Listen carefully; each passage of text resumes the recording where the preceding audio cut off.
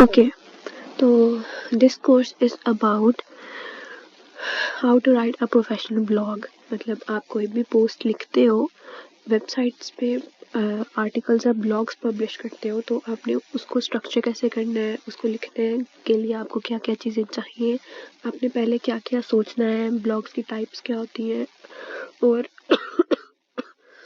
उसको स्ट्रक्चर कैसे करना है।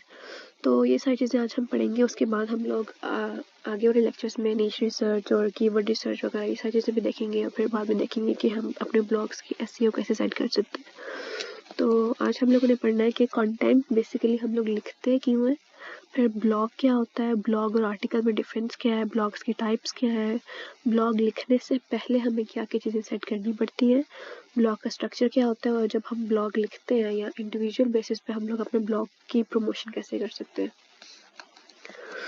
तो सबसे पहले है कि वाई कंटेंट मैटर्स।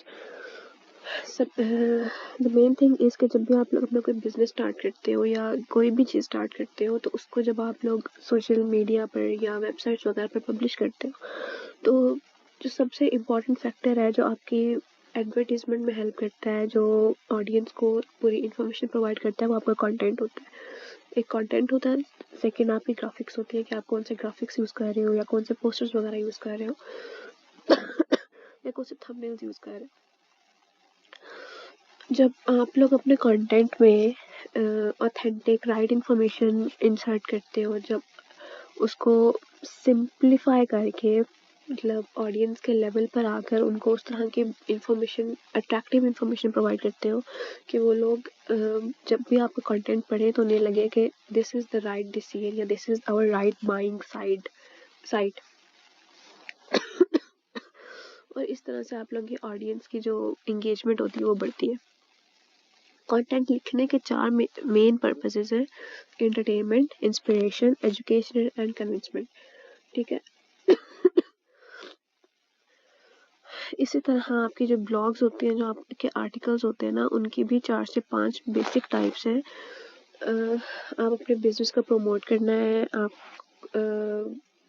बिजनेस को प्रमोट करना है, या आप किसी भी स्पेसिफिक टॉपिक से रिलेटेड लिख रहे हो, या आप किसी भी एंटरटेनमेंट साइट पे लिख रहे हो, फॉर एग्जांपल आप फूड ब्लॉग्स लिख रहे हो, ट्रैवल ब्लॉग्स लिख रहे हो, या इस तरह की सारी चीज़ें।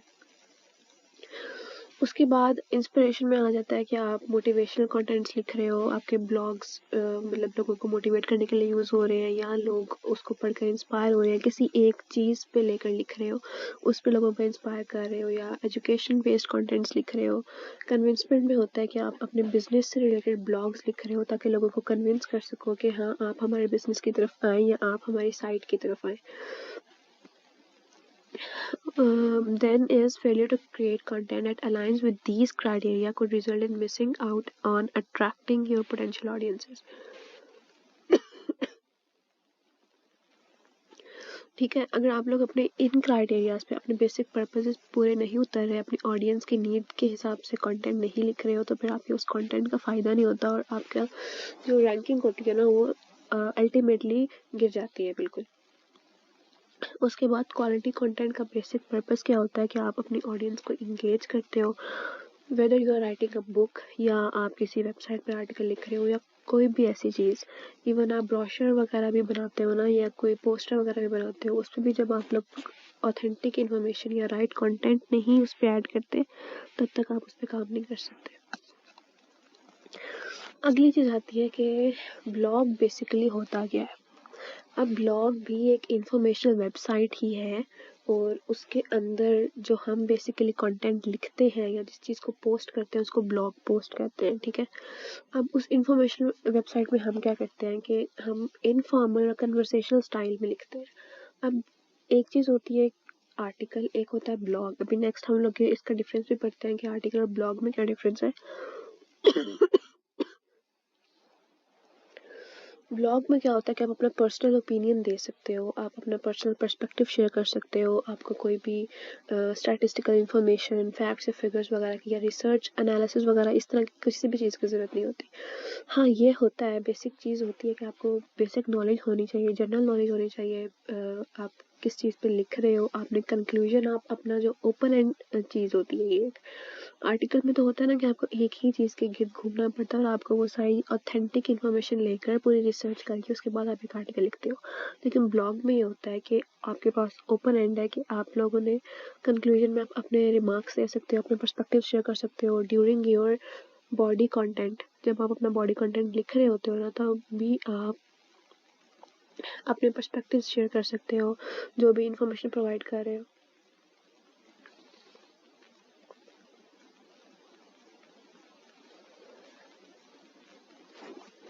जो भी इंफॉर्मेशन प्रोवाइड कर रहे हो उसको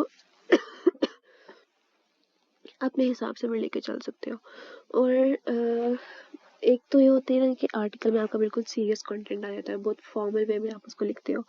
ब्लॉग में होता है कि थोड़ा सा लेटर हैंड देने के लिए, थोड़ा सा इंगेज करने के लिए आप एक इनफॉर्मल कन्वर्सेशनल स्टाइल अडॉप्ट करते हो ताकि ऑडियंस को ज़्यादा इंगेज कर सको, या कंपेलिंग हेडलाइंस यूज़ करते हो, कॉल टू एक्शंस यूज़ करते हो जब भी ब्लॉग लिख रहे होते हैं। तो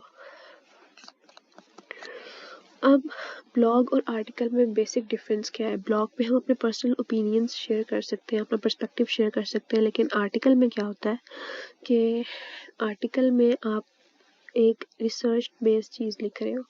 मतलब आप किसी भी टॉपिक पे आपने आर्टिकल लिखना है ना तो आपने उसको प्रॉपर पहले से रिसर्च करनी है। आपने देखना है कि पहले इस कीवर्ड पर या इस टॉपिक पर आर्टिकल्स कैसे लिखे गए हैं, उन पे उन्होंने कैसे रिसर्च किया है, कौन कौन सी चीज़ें ऐड की हैं, कौन कौन से फीचर्स ऐड किए हुए हैं। तो वो सारी चीज़ें लेकर आपको भी अपना जो आर्टिकल कंपाइल करना होता है वो भी आप इन्हीं चीज़ों से करते हो। उसके बाद ब्लॉग में आपको स्टैटिस्टिकल डाटा की ज़रूरत नहीं होती, कोई फैक्ट्स एंड फिगर्स नहीं चाहिए होते। आप ऐड करो ना करो आपकी अपनी मर्जी है, लेकिन it is not compulsory for blog कि आप उसमें इस तरह के कोई फैक्ट्स या फिगर्स ऐड करो। लेकिन आर्टिकल में आपको जब आप रिसर्च कर रहे होते तो आपको ये चीज़ें ज़रूरी होती है। और रिसर्च आर्टिकल का एक की फैक्टर है। प्रॉपर रिसर्च वर्क के बगैर आप अपना आर्टिकल नहीं लिख सकते, लेकिन ब्लॉग के लिए आपको इतनी ज़्यादा रिसर्च की ज़रूरत नहीं होती। जनरल नॉलेज होनी चाहिए, आपको पता होना चाहिए कि आप किस चीज़ के लिए लिख रहे हो, आपकी डोमेन स्पेसिफाई होनी चाहिए, उसके बाद आप इजीली एक ब्लॉग लिख सकते हो। अनलेस एंड अनटिल कि आप लोग अपना जो स्ट्रक्चर है ब्लॉग का वो प्रॉपरली उसको फॉलो करो, इंट्रोडक्शन, बॉडी वगैरह उसको प्रॉपरली वर्ड लिमिट देखकर, उसमें कंटेंट देखकर कि आपने क्या क्या चीज़ें ऐड करनी है, पहले से एक आउटलाइन बनाकर चलेंगे तो फिर वो आप इजीली उसको प्रॉपर एक ब्लॉग की शेप में दे सकते हैं। फिर ब्लॉग्स की टाइप्स कौन कौन सी होती है? पर्सनल ब्लॉग्स में होता है कि आप पर्सनल ब्रांडिंग या पर्सनल प्रमोशन के लिए, अब इसमें होता है कि आप अपनी पर्सनल लाइफ के भी ब्लॉग्स लिखते हैं, मतलब डिफरेंट इसकी भी नीश होती है। इसमें अब आपकी बेशक पर्सनल लाइफ आ जाए, कोई आपका पर्सनल ब्रांड आ जाए, कोई पर्सनल उस तरह की सारी टॉपिक या पर्सपेक्टिव वगैरह, कोई भी ऐसी चीज़ जो आपकी पर्सनल लाइफ से डायरेक्टली लिंक्ड हो, उसको अगर आप ब्लॉग की शेप देते हो तो उसको आपके पर्सनल ब्लॉग्स में चला जाता है। बिजनेस ब्लॉग्स में क्या होता है कि आप अपने इंडस्ट्री की, अपने बिजनेस की जब प्रमोशन कर रहे होते हो तो उसके लिए जब कंपेलिंग इनफॉर्मल या कन्वर्सेशनल स्टाइल आप अडॉप्ट करते हो तो वो आप अपना एक बिजनेस ब्लॉग लिख रहे होते हो। एफिलिएट ब्लॉग्स में क्या होता है कि जब आप किसी और के ब्रांड को प्रमोट कर रहे होते हो अपने राइटिंग स्टाइल में या अपने ब्लॉग्स में, मतलब किसी और बंदे के लिए लिख रहे हो आप ब्लॉग, तो वो एफिलिएट ब्लॉगिंग में आ जाता है। नीश ब्लॉग्स ये होते हैं कि आपने एक स्पेसिफिक नीश उठा ली, चाहे आप फूड उठा लो, ट्रैवल ले लो, साइंस ले लो, कोई भी आपने एक अपनी डोमेन स्पेसिफाई कर ली, सब्जेक्ट स्पेसिफाई कर लिया और उसके बाद आप उस पर काम कर रहे हो तो वो आ जाते हैं आपके नीश ब्लॉग्स में। न्यूज़ ब्लॉग्स में क्या होता है कि आप कोई भी करंट हेडलाइन या करंट जो क्या कहते हैं उसे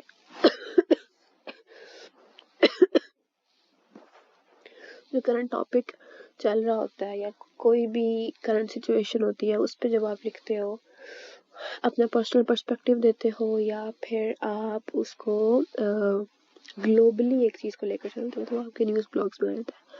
बाकी इन्फोग्राफिक्स आ जाते हैं, फूड ब्लॉग्स आ जाते हैं, ट्रैवल, हेल्थ, फैशन, स्टाइल, कोई भी चीज़ किसी भी एक स्पेसिफिक डोमेन को लेकर जब आप उस पर ब्लॉग लिखते हो तो वो उसकी एक स्पेसिफिक टाइप में आ जाता है। आगे है कि हमें ब्लॉग स्टार्ट करने से पहले क्या क्या चीज़ें करनी है। सबसे पहले आपने देखना है कि आपने अपना जो ब्लॉगिंग प्लेटफॉर्म है ना वो कौन सा चूज़ करना है। अब ये होता है कि आप पहले बेशक अपनी वेबसाइट बनाओ या ऑलरेडी एग्जिस्टिंग प्लेटफॉर्म्स पे अपना अकाउंट बनाकर उसको चलाओ। आप ब्लॉगर है, उसके बाद विक्स है, लिंक्डइन है, उस पर आप सिर्फ अपना अकाउंट क्रिएट करते हो और उसके बाद उस पर अपने ब्लॉग्स पोस्ट करते हो। लेकिन वर्डप्रेस वगैरह पे आपको प्रॉपर एक वेबसाइट अपनी बनानी पड़ती है, उसके बाद आप उस पर ब्लॉग्स वगैरह पोस्ट कर सकते हो। तो वो फिर आपको अपनी नीश के हिसाब से या अपनी फील्ड के हिसाब से चेक करना पड़ता है कि जिस भी एरिया के से रिलेटेड आप ब्लॉग्स लिख रहे हो उसमें आपकी रिक्वायरमेंट क्या है। मतलब आप अपनी ऑडियंस को देखते हो पहले, उसके बाद आप अपने पर्पस को चेक करते हो कि आप लोग बेसिकली ब्लॉग लिख किस चीज़ के लिए रहे हो। उसके बाद आप अपना प्लेटफॉर्म स्पेसिफाई करते हो। नेक्स्ट वही चीज़ आ गई कि फाइंड योर नीश। नीश होती है कि आपकी वो स्पेसिफिक फील्ड जिसमें आप काम करना चाह रहे हो। अब जब आपने ब्लॉग लिखना स्टार्ट कर लिया है, ब्लॉग लिखने का सोच लिया है, तो उसके बाद आपने ये नेक्स्ट स्टेप लेना कि हमने ब्लॉग लिखना किसके बारे में। अब चाहे आप अपनी एक नीश स्पेसिफाई कर लो या डिफरेंट नीशेस पे काम कर लो, वो आपकी अपनी मर्जी है। लेकिन एक स्पेसिफिक ब्लॉग लिखने से पहले आपको अपनी डोमेन स्पेसिफाई करनी पड़ती है, या अपना अकाउंट बनाने से पहले भी आपको एक दफ़ा अपनी डोमेन स्पेसिफाई करनी पड़ती है कि आपने ब्लॉग लिखना किस चीज़ के लिए। दूसरी चीज़ ये है कि आपको अपने टारगेटेड ऑडियंस का पता होना चाहिए कि आप किन लोगों के लिए लिख रहे हो।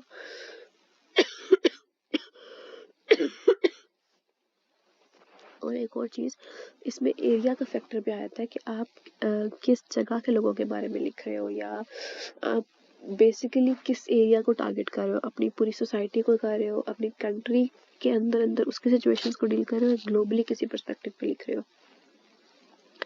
उसके बाद अपनी एक डोमेन क्रिएट करते हैं, फिर उस डोमेन में आप अपने कंपटीटर्स को चेक करते हो कि अब इस वाली स्पेसिफिक डोमेन में कौन कौन सा बंदा ब्लॉग्स लिख रहा है और कैसे कैसे लिख रहा है। उसके बाद जब भी आपने ब्लॉग लिखना है ना, सबसे पहले आपका जो कीवर्ड है उसकी आपने एक हेडलाइन बनानी है। हेडलाइन ऐसी हो कि लोग देखते साथ ही, मतलब आपका जो टॉपिक है वही आपकी उस चीज़ को रिफ्लेक्ट कर रहा होता है सारा, कि आपने अंदर क्या लिखा है। तो उसको कंपेलिंग बनाना है, कॉल टू एक्शंस ऐड करने हैं अपने पोस्ट में। कॉल टू एक्शंस होता है कि मतलब किसी बंदे ने आपसे कॉन्टैक्ट करना है। फॉर एग्जाम्पल आप कोई बिजनेस प्रमोशन का कोई ब्लॉग लिख रहे हो तो वो कैसे आ जाएगा कि आप उसमें एंड पे या स्टार्टिंग में या अपनी ब्लॉग के साइड पे करके जब आप उसको प्रॉपर एक फॉर्मेट शेप दे रहे होते हो, तब आप उसमें कॉल टू एक्शन ऐड कर लेते हो, अपना नंबर ऐड कर लेते हो, ईमेल ऐड कर लेते हो, एड्रेस ऐड कर लेते हो ऑफिस का, या कोई भी ऐसी चीज़ जो लोगों को इजीली कांटेक्ट करने में आसानी हो।